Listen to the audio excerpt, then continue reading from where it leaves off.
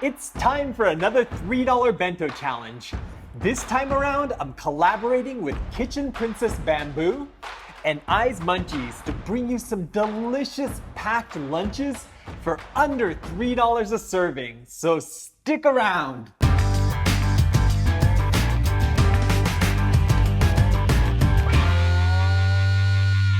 Welcome back to No Recipes.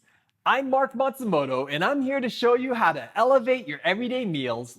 So be sure to give that subscribe button and notification bell a little nudge so you don't miss out. Some of you may know me as the host of TV's Bento Expo, and I'm a big believer that packing your own lunch from home is one of the best ways to save money and eat healthier. To prove it, I've challenged myself along with two fellow YouTubers to come up with our own bentos for under $3 a serving. First up, we have Kitchen Princess Bamboo.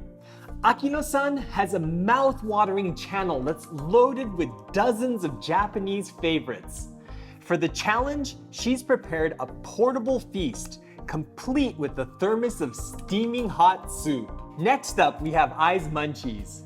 Ai-san has a fun channel with a variety of videos from recipes to neighborhood tours of Tokyo. For the challenge, she's prepared a colorful sanshoku bento that's filled with love. For my bento, I'm doing a colorful chicken and egg soboro. I'm also going to show you how to make some easy sides, including green bean goma-ae and carrot salad. So let's get started. For the chicken soboro, we're going to use 190 grams of ground chicken, 2 tablespoons of sake, 2 teaspoons sugar, 1 teaspoon fresh ginger juice, and 1 tablespoon soy sauce. For the egg soboro, we need 3 large eggs, a 1/4 teaspoon salt, and 1 teaspoon sugar. For the green bean goma-ae, we need 120 grams green beans, 1 tablespoon toasted sesame seeds, a 1/2 teaspoon sugar, and a 1/4 teaspoon salt. For the carrot salad, I'm using a small carrot, 12 grams of onion, some flat leaf parsley, 1 teaspoon olive oil, 1 teaspoon red wine vinegar, and a 1/2 teaspoon of salt. Finally, to pack the bento, we need some cooked rice and cherry tomatoes. I know this may sound like a lot of ingredients, but we're actually only using about a dozen, most of which you probably already have in your pantry. Let's start with the goma-ae. I've got some boiling water I'm adding a handful of salt to. Then I'm gonna add the green beans and let the water come back to a boil before cooking them for about another minute. Be sure to mix them up a few times to ensure they cook through evenly. Although I'm making this with green beans today, goma-ae can be made with almost any vegetable, including leafy greens like spinach or Swiss chard. Okay, these are done, so let's drain them. After giving them a quick rinse, I'm gonna plunge these green beans into ice water, which stops the cooking and sets that vibrant green color. Now we want to dry the beans off thoroughly using paper towels. It's important to keep the moisture content of our bento down to keep the rice from getting soggy and to prevent spoilage. I usually boil my green beans whole because it keeps the water from getting inside the pods, but this means we're going to need to trim and chop them. Just arrange them so that all the ends line up, and then trim the stems off. Now we're just going to chop these up into small pieces. Normally, you'd cut the beans a little longer, but since this goma-ae is going to be served along with the soboro, I wanted everything to be roughly the same size. Goma-ae just means seasoned with sesame in Japanese, so I've got a mortar that I've added some toasted sesame seeds, sugar, and salt to, and I'm going to use a pestle to grind this up. This releases the nutty aroma of the toasted sesame, and it smells amazing. If you want to make this even easier, you can use a clean spice grinder, but just be careful not to overdo it or you're going to end up with sesame butter. Now I'm just going to mix the sesame mixture in with the green beans. Like I said before, this can be made with almost any vegetable, so I always like to make a big batch of sesame seasoning to have on hand. Now let's make the carrot salad. I'm going to start by peeling and trimming a carrot. Then I'm gonna cut it into 2-inch lengths. To make it more stable, I like slicing one side off and rolling it so it sits on the flat surface we just made. Now we can cut the carrot into thin slices without having it roll all over the board. Next, I'm gonna line the slices up and then cut the carrot into matchsticks. If your knife skills aren't quite there yet or you're doing a ton of this, you can use a mandolin, but the texture isn't gonna be quite the same. For the onions, I'm just gonna slice them up as thinly as possible. Raw onions can be super pungent, so you don't need much. For the parsley, just remove any tough sections of stem and chop the leaves up. If you don't get all the leaves in the first go, just go back over them by holding the tip of the knife to the board and going back over them like this. Now we just need to salt the carrots and onions for a bit. This not only seasons them, it removes some excess water which changes their texture from crisp to crunchy. Let's let this sit for a while we move on to the Soboro. For the chicken Soboro, I'm adding the ground chicken, sake, soy sauce, sugar, and ginger juice to a non-stick frying pan off the heat. Then we're gonna mix this together using a spatula to crumble up the chicken. This is gonna make it much easier to crumble the chicken into Soboro when we cook it. Be sure to get the seasonings well incorporated into the chicken, otherwise it's not gonna be seasoned evenly. Okay, let's cook this. I'm gonna put the pan over medium-high heat, and then I'm gonna crumble and stir the meat. The liquids we added will help the meat from clumping together too quickly, but the proteins will still bind together if you don't keep it moving around the pan.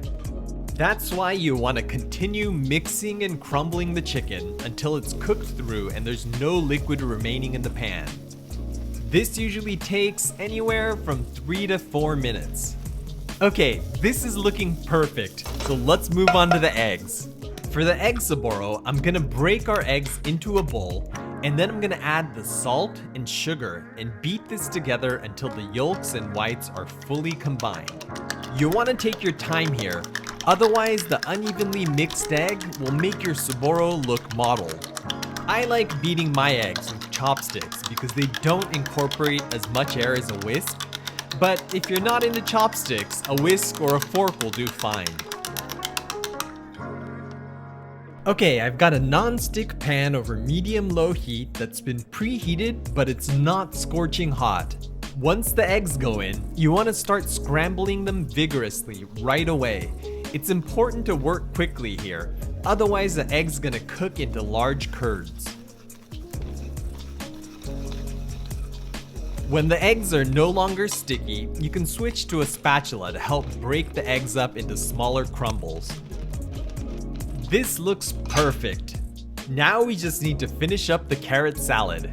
I'm gonna use my hands to pick up the salted carrots and squeeze as much water out of them as I can. This is important because any excess liquid is gonna make your rice soggy.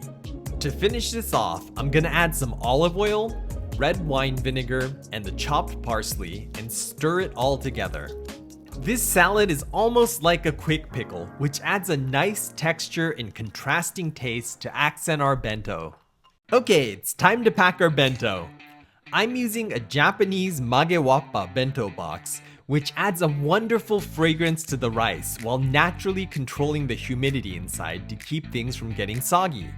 For a Soboro bento, you want to pack a thin, even layer of rice in the bottom of the box. I'm using a semi-polished rice, which retains the germ and some of the bran, giving it the benefits of brown rice while cooking up and tasting like white rice. I've left a space on one side of the bento to pack the carrot salad and tomatoes, so let's get those in there. One of the only rules of packing a bento is to pack it tight. Otherwise, any space you leave is gonna cause the food to shift around, turning it into a jumbled mess by the time you eat it. Let's go ahead and add the green bean Goma-ae to one side. Then I'm gonna add the chicken Soboro in the center. Finally, I'm gonna finish it off with the egg Soboro. As long as the food doesn't have room to move around, how you pack a bento is totally up to you. So this is your chance to play with your food and get creative. Here, let me show you another way to pack this same bento. This time I'm using a round lacquered bento bowl. I'm gonna start by laying the rice down into a thin layer just like the last one. Then I'm gonna top all of the rice with an even layer of the chicken soboro. Now I'm gonna sprinkle a smattering of egg soboro around the bento, kinda like flowers blooming out of a field. We'll add some green beans for color. Finally, I'm gonna scatter some of that carrot salad around the bento. And let's top it off with a cherry tomato. By packing them in various ways, bentos can not only look totally different, the tastes and textures interact in distinct ways, making them taste different as well. I always say that a colorful bento is a balanced one, and this Soboro bento is no exception. The nutty green bean Goma-ae is loaded with fiber, vitamin K, and minerals, while the chicken and egg bring the protein and B vitamins. The carrot salad is a beta-carotene bomb, and even the rice can be a good source of minerals and fiber. The best part of this bento, though, is that it tastes delicious. With contrasting tastes, textures, aromas, and colors, there's something to please all of your senses. So you're probably wondering how much this bento costs to make. Yup, I barely squeaked by on this one. But in all fairness, green beans are crazy expensive in Japan, and I had enough of the toppings to make 3 bentos, which would have brought the cost per bento down to around $2. Good luck buying a lunch this good at your local bodega for under $3. Well, I hope I was able to inspire you to start packing bento lunches from home. And if you have friends that need a little inspiration, send them a link to this video. Also, I want to challenge you to make your own $3 bento, take a picture of it, and post it to Instagram with the hashtag $3bento. Be sure to check the description down below for links to Akino and I's beautiful bentos. And if you end up loving their channels as much as I do, show them a little love by hitting that subscribe button.